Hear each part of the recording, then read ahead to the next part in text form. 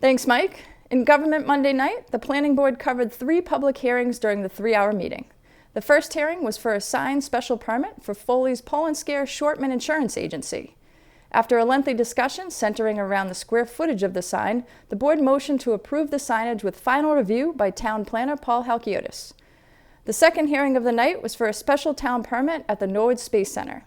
During this discussion, 2 public hearings were considered. One for a parking requirement special permit, and second for landscaping. Representatives for the Norwood Space Center presented to the board, then fielded questions regarding the special permit. Following the presentation, a motion was made. Okay, now, so I'll make the motion that we waive the 31 spaces required with a reevaluation 6 months after the food court opens and 6 months later. Second. Okay, is there anything else to that, or is that covers everything for the parking? And we have a second, is that you, Debbie? That would be me. That would be you. Okay, any further discussion on that? Seeing none, we'll come to a vote. All in favor, say aye. Aye. Opposed, say no. Hearing none, it looks like 5-0. Let's go through the roll call. Debbie? Aye. Brian Hatchie? Aye. Rob Bamber? Aye. Ernie Pachakowski? Aye. And the chairman says aye, so that's a 5-0. The landscaping public hearing was voted to be continued at the November 8th meeting. The last public hearing of the night was for a major project special permit and site plan review at 7 to 9 Cottage Street. The board motioned to approve with conditions stated by Halkiotis. The next meeting for the planning board will be November 8th. Tuesday morning, the Board of Health met in the craft room of the Senior Center. The meeting began with a photo voice presentation from Impact Norwood's youth ambassadors, then discussion shifted to the most recent COVID data and policies. In old business, the board provided an update on the flu clinic, received a public health nurses update, and the environmental health inspector's report. To end the meeting, Sigal Reese provided her director's report, which included contact tracing updates and discussion on Hazardous Waste Day. The next Board of Health meeting will be November 16th. The Board of Selectmen all took time at the beginning of their meeting Tuesday night to reflect and remember Selectman Hajar. David was much loved by those who knew him best and widely liked by his fellow townspeople, and he was universally respected for his devotion to the town's welfare and for his diligence in pursuing measures by which to achieve it. Prior to his 5.5 years on this board, he served on the Norwood Finance Commission, and for 13 years he served on our Personnel Board, much of that time as chairman. He helped organize and served as the first chairman of Impact Norwood, and he was a longtime member of town meeting. I have to say that working with David was so much of a help to my knowledge and understanding of matters that came before the board.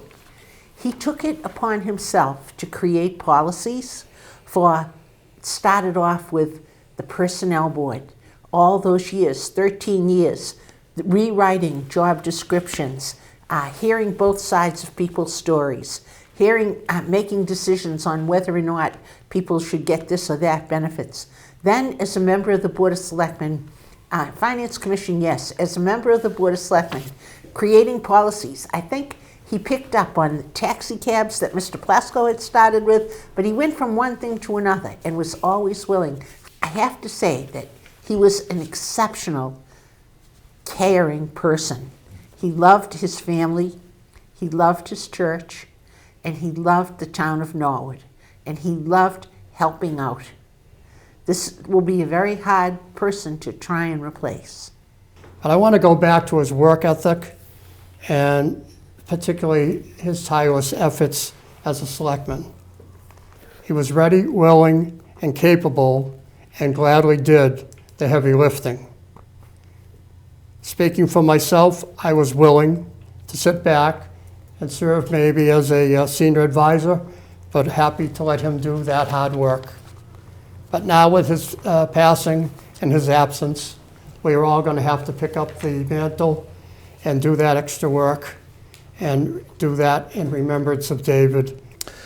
I think I spent more time with David than anyone else besides my family in the past year and a half since I've been on the board. And like Mr. Plasko said, I mean, his work ethic was inspiring. It really made you want to do the work and do the background and be able to speak to David on that same level. And so I do agree that the best way that we can honor him is to put the work in.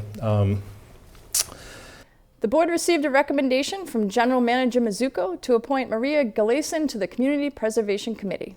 The board will meet with her at a future meeting. The selectmen also discussed the holiday meeting schedule and the approval of licenses for 2022. The Board of Selectmen will meet again on November 9th. The Airport Commission met on Wednesday afternoon. Du Bois and King presented a project update regarding the Taxiway Delta construction plan. In his airport manager's report, Russ McGuire updated the group on the successful Wings and Wheels event that happened a few weeks ago. You know, in the written report, I've actually provided some of the kind of context of the October 16th special event that we had, the 3-hour Wings and Wheels event here at the airport. This was an event that was co-hosted by the airport department and the recreation department. We had some strong support from Flight Level as well. Flight Level provided the apron under the lease they're required to, but they went above and beyond, Mr. Chairman, as far as I was concerned. The owner of Flight Level, Alan Radlow, the general manager, Mike Kay, Eileen Engelman, one of the senior managers, as well as a bunch of line staff were involved in moving aircraft and really turning this into a, helping us to turn it into a top-notch event. We had about 370 people here. Most of these folks were residents who had pre-registered with the recreation department, and so we were able to get them from the Hill area where we had set up bouncy houses and some tables and whatnot. And we were able to set them up in groups and bring them onto the airport, onto Flight Level's lots ABC, take them down, show them the new hangar.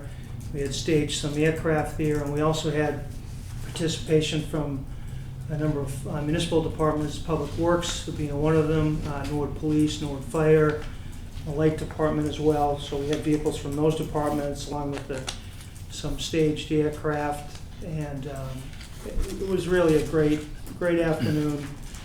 Had an opportunity to meet with the Mass DOT Aeronautics Inspector who was here for the event, and he was pretty impressed with kind of the orderly nature of it, and also the fact that everyone seemed to have a great time. And I know that you've been privy to some of the after-action comments from the community. Sounds like it was a great event, and we're looking forward to doing it again. Later, the board voted to send the final draft of the Airport Commissioner job description to the town manager for review. Before adjournment, the board discussed an update on a proposed playground to be built near the airport. This project was accepted by the Community Preservation Committee and is just awaiting funding approval from the Mass DOT. The board meets next in November. The school committee met remotely Wednesday evening. Dr. Wyeth presented an update on the 2020-2021 MCAS test results across the district. Chair Stewart updated the group on the latest COVID trends reported by the Health Department. Dana Brown presented an update on the strategic plan. Superintendent Thompson gave his report and highlighted the need for additional staffing at 3 schools, the Willett, the middle school, and the high school. The board approved all 6 requests for additional staffing. Treasurer Karen Sheridan reviewed updates to the budget. The group reviewed changes to mask policy before adjournment. The board meets next on November 17th. The Historical Commission met at the Morse House on Thursday morning. The group reviewed the GNET report and details regarding the CPC pre-application. The board also discussed updates on the Norwood Historic House Signs project, including an upcoming presentation to the Board of Selectmen. Tony Esco and Judith Howard prepared details for their upcoming meeting with town officials regarding grant funding. Before adjournment, the board reviewed proposals for Norwood's 150th celebration and zoning changes. The board meets next in November. For complete government coverage, tune into the NCM Government channel or watch on demand at norwoodcommunitymedia.org.